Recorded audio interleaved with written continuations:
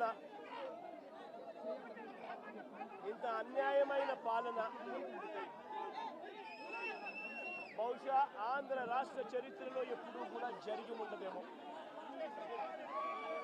నేను అడుగుతా ఉన్నా, ఒకసారి ఆలోచన చేయమని చెప్పి. అసలు ఈరోజు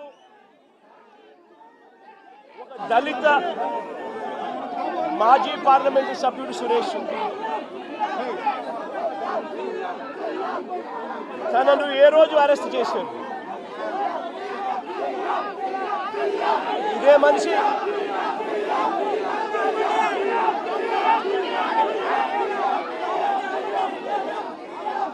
నాలుగో తారీఖున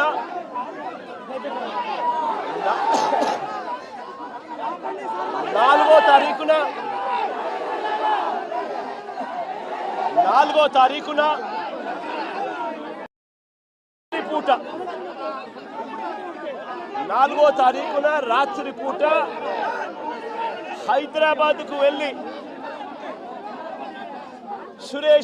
సురేష్ను ఒక దళితుడిని, సురేష్ను ఒక ఎక్స్ ఎంపీని అరెస్ట్ చేశారు. నేను అడుగుతా ఉన్న, రాష్ట్రమంతా కూడా వర్షాలతో అతలాకుతలం అవుతా ఉన్న పరిస్థితులు. విజయవాడలో చంద్రబాబు నాయుడు గారి వ్యవహార శైలి వల్ల దాదాపుగా 60 మంది పైచీలకు మనుషులు చనిపోయిన పరిస్థితుల మధ్య చంద్రబాబు నాయుడు గారి ప్రభుత్వం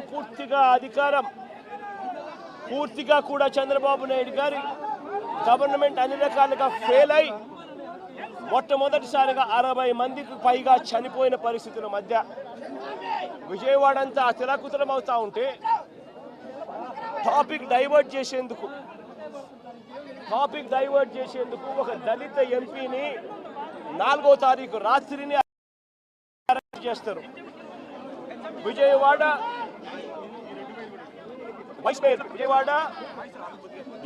డిప్యూటీ మేయర్ను అరెస్ట్ చేస్తారు.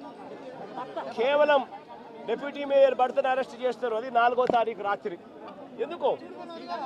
ఎందుకంటే ఇక్కడ చంద్రబాబు నాయుడు గారు పూర్తిగా ఫెయిల్ అయిపోయిన పరిస్థితుల్లో, 60 మంది చనిపోయిన పరిస్థితుల్లో చంద్రబాబు నాయుడు గారి గవర్నెన్స్ ఫెయిలియర్ను దారి మళ్లించేందుకు, డైవర్ట్ చేసేందుకు అరెస్ట్ చేస్తారు. అసలు ఈ కేసుకు సంబంధించి పూర్వాపరాలు చూస్తే, ఈ కేసుకు సంబంధించి 3 సంవత్సరాల పైచిలకు 3-4 సంవత్సరాల కిందట జరిగిన ఈ కార్యక్రమం, ఈ ఘటన 2021 అంటే దాదాపుగా 4-5 సంవత్సరాల కిందట జరిగిన ఘటన. దాదాపుగా 4 సంవత్సరాల కిందట జరిగిన ఘటనలో ఈరోజు టాపిక్ డైవర్ట్ చేసేందుకు 4వ తారీఖు రాత్రిన సురేష్ను, దళిత ఎంపీని, విజయవాడ డిప్యూటీ మేయర్ భర్తను అరెస్ట్ చేస్తారు.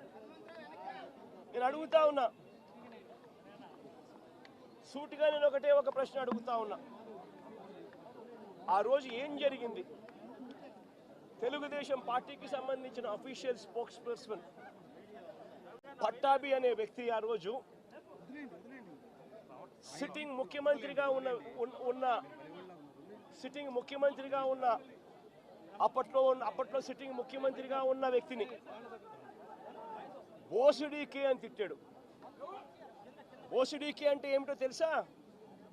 తెలుగుదేశం పార్టీ కార్యాలయంలో తెలుగుదేశం పార్టీ అధికార ప్రతినిధి ముఖ్యమంత్రిని ఆ రోజు అన్న మాట లంజా కొడక అని.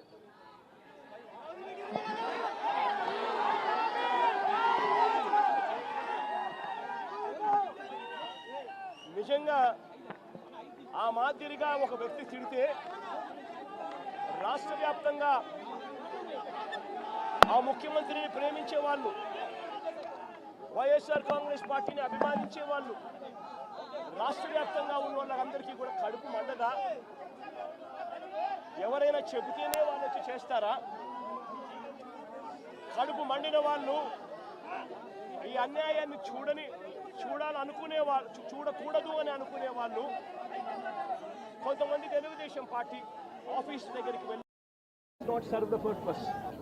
కాబట్టి 41A ఇచ్చి కోర్టుకు హాజరుపరచడం కూడా జరిగింది. మన ఇంత నిబద్ధతతో ఆ రోజు మేము అడుగులు వేసాం.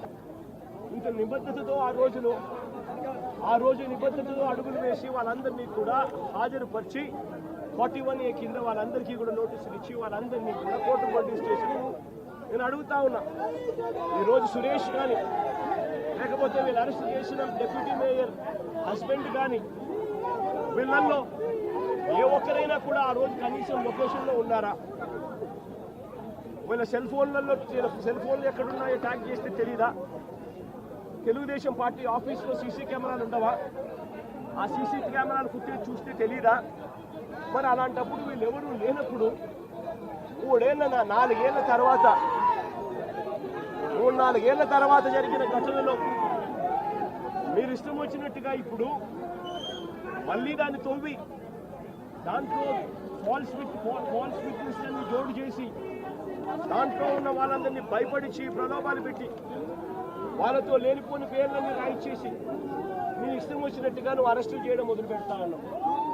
రాష్ట్ర వ్యాప్తంగా కూడా ఇదే జరుగుతూ ఉంది. ఈ ఒక్క కేసే కాదు, ఇదే మాదిరిగానే రాష్ట్ర వ్యాప్తంగా కూడా జరుగుతూ ఉన్నాయి. పోలీసులు ఏ స్థాయికి దిగజారిపోతా ఉన్నారు అనంటే అటువంటి పాత కేసులలో కావాలని వీళ్ళే తప్పుడు సాక్ష్యాలు క్రియేట్ చేస్తూ ఉన్నారు.